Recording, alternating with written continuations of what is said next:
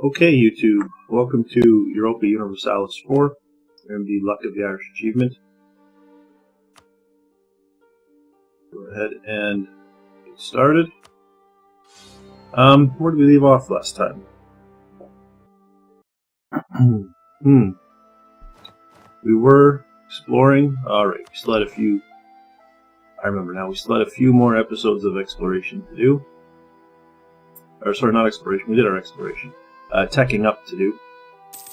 But I want to talk about kind of my plans. There are two provinces that I think are crucial.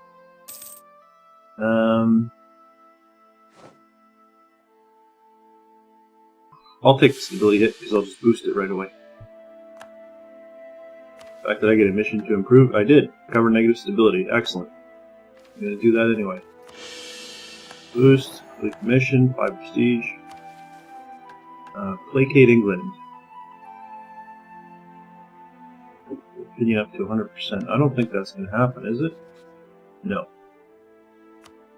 We just open up all these menus. Every time I start a new game or open a game, reload the program, however you want to phrase that, I have to redo all that. Okay, so two provinces that I think are crucial over here. I've mentioned, if you recall, that I want 4 provinces in Canada, 4 provinces in the US, and 4 in the Caribbean. My focus for Canada is Stadacona, and the reason I want Stadacona is because it has the St. Lawrence estuary, which gives local trade power of +10, which is huge. In the US, I want Manhattan for the same reason. It has the Hudson estuary with increased trade power. So I'm going to want to kind of get contiguous provinces, ideally. I try to keep them contiguous as much as possible, centered on those two. In Canada, I try to do kind of Micmac, Kespec, and I forget what it's called, but the one in here. And the reason why I want this one is because it's a trade value of 4, and as you can see, everything else kind of sucks out here. So that's kind of the 4 that I try to go for. In Manhattan, it doesn't really matter. I try to go for high income. So, you know, Connecticut is a good one. Umami I sometimes go for as well. You can see it's a 5 income. Delaware is not bad. I believe it's 5 as well. So I mean, there's lots of options kind of down the coast this way with high income. That. And then as far as the Caribbean goes, I'm only doing it to get kind of a foothold. I don't really plan on colonizing the Caribbean that much. And because I'm going to be going for the US and Mexico, Central America, I generally try to go with Havana, Moron, I don't know how it's pronounced, I'm going to call it Moron, Guantanamo, and Jamaica. That's kind of the ones that I try to get. Again, it's nice because they're contiguous. It gives me kind of a landing spot if I'm going to start waging war on the Aztec or the Maya, if I release the Maya, as well as for possible settlements kind of down through Central America that I sometimes go for. It all depends on how colonization is going from the other European powers. Well, my big focus is going to be kind of North America. I ideally want to get as much of North America as I can. It's inevitable that somebody's going to come in and take Newfoundland, and I don't particularly care. I mean, they're one tax incomes, you know, and they want to start working their way up the coast this way, that's fine. My objective is to try and kind of get the seaboard as much as possible, and then work my way kind of this way, through this way, and kind of block off the north this way. So if someone wants to go up and start getting Labrador, go for it. You want to get Labrador, you want to get Kuujjuaq. The city here is Kuujjuaq. I don't know if it is in the game, but in real life.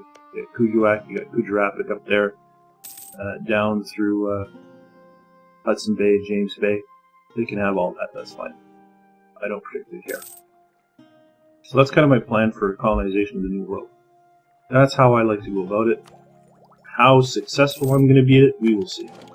There's tech level 6, 1 more to go, and we can start colonizing over there.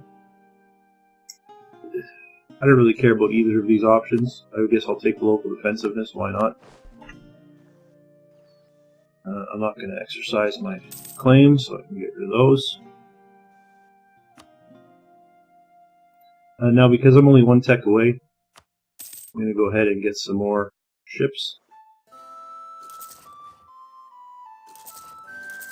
And I think I mentioned it in an earlier episode, but I'll Just repeat it. I like to have 4 transports. I know I could have built them in other places. Everything would have been done faster, but as it stands, they'll still be done before I have that last tech, so I don't mind. This way they'll all spawn in the same place. It'll be easier to group them up, and I can move them all over the place. And that is going to put me over my force limit. If it starts costing me too much money to be over my naval force limit, I'm going to start disbanding kind of the light ships one by one to keep myself kind of in the range I want to be in as far as profitability goes.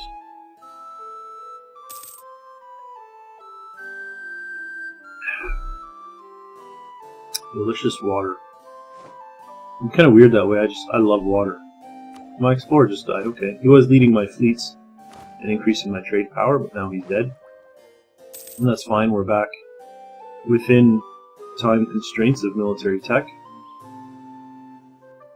And one of our transports finished. We're still making money. Oh, sorry about that. Alarm.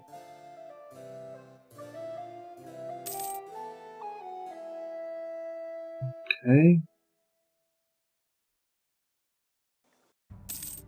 Sorry, I was just closing that alarm that popped up. Alright. France. Who are you fighting against? Provence. Alright, sure, why not? There's nobody there that can really hurt me. I mean, Venice maybe if they send a navy out here, but... Oh, now I've lost my general. Well... And my army attrition's at 5. I'm going to take it Conquistador, but I expect him to suck, and he actually turned out to be not that bad. I mean, I would have rather had the maneuver than the siege, but this will work out. That's perfectly acceptable for me. Excellent. It's always good, I find, to have a general as well. It reduces the chance of your army just shattering and running. Don't care that I'm at war, I'm well aware of that. Don't plan on increasing my maintenance, I'll get rid of that as well. I try to keep my notification area fairly clean. Just because, I don't know, that's the kind of guy I am. Okay, what do we have here? Tech cost minus 10. I certainly want that. Minus is 5, sets me back 5 months of diplomatic power though. Mind you, tech cost minus 5 will reduce this by 5.5 months. Or sorry, minus 10% will reduce this by 5.5 months. It cost me 550, and then less 10% will be 5.5 less. The audio seems really loud here. I don't know if it is, but I'm just gonna turn the music down a touch. Looks a little bit better, I think. It's getting pretty loud. This is one of the loudest songs I find too, so hopefully it wasn't too bad and I wasn't being drowned out by the sound of music. Okay, and my diplomats are doing nothing. That was something else I wanted to look at. What are my relations with Scotland like? 46. Let's go ahead and get those maxed out again. And I assume France is fairly low as well then, 61. So I'm just going to start making the rounds of everybody I had improved relations with. And go ahead and get relations up again with them all. Just because I think it's one of those things I like to have high relations because you never know when you're going to need an ally. You never know when your ally is going to dump you. Upgrade there. I can now afford artillery, but I'm not really going to worry about it. Simply because I'll lose the administrative power. I'm not going to worry about it, simply because I'm going to be fighting in the New World for the most part, and they're not really going to be able to put up a fight. Okay, lost my royal marriage with France, that's fine. Still making half a gold per turn, despite being over my force limit. We'll see if France offers royal marriage. If not, I'll try to remember that I need to increase that. I'm going to need to go over my army force limit as well by 1 at some point. Not right away, but once I get 2 colonies going, I'm going to want to. How much? My fleet maintenance is still very cheap. Over force limit, it's only costing me roughly 0.2 a month, so this is fine for now.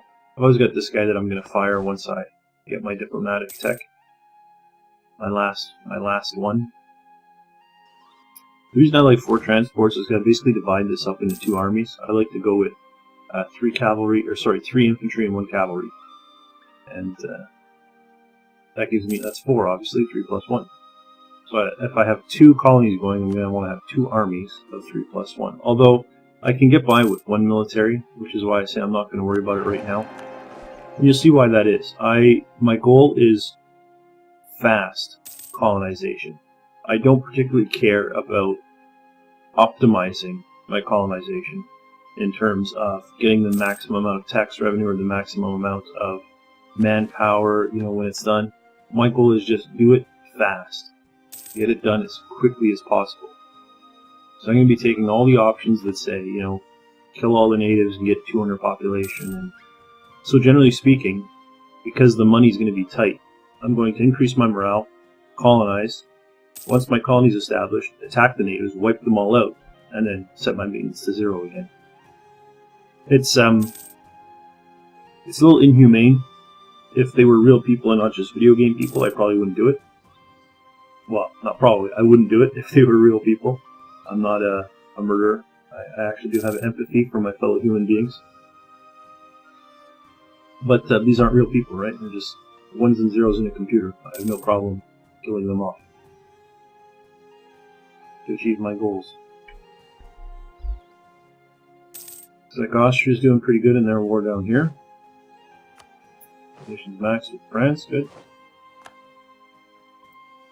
Excellent. So we've done France. I noticed I had a mission for Aragon, but I'm not going to be able to get it up high enough, so I'm not going to worry about it. I will improve my relations with Castile. Up to 390 already. Making 10 per month is great. Things move very quickly when you're making 10 per month. I don't want that. I am going to eventually. Global settler increase is obviously something I want.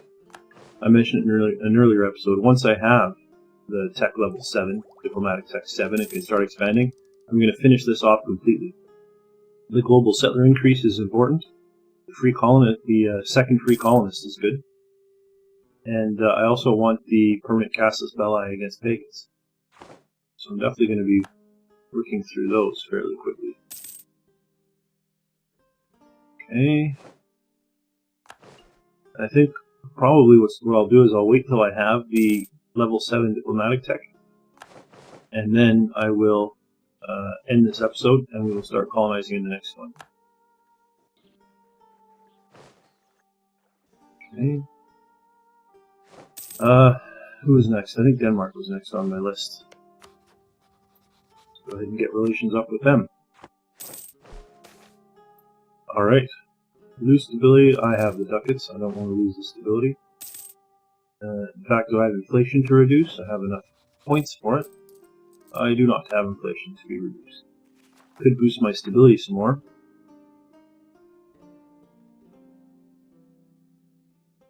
That's not really going to... Yeah, I'm not going to worry about it. Neutral stability is fine. Okay. Oh, and it must have gotten cheaper. So there we are. We are ready to settle. And let's just see, has anyone relocated? Someone has left Manhattan.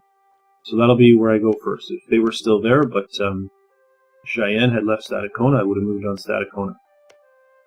But that's great. We'll take Manhattan. That's probably what I'm going to set as my capital. But that'll be our first colonization. We'll do that next episode. I'll raise my army maintenance in preparation of that. But I'm going to end this episode here, and we'll pick it up next time when we start colonizing. Thanks for watching, and I'll see you next time.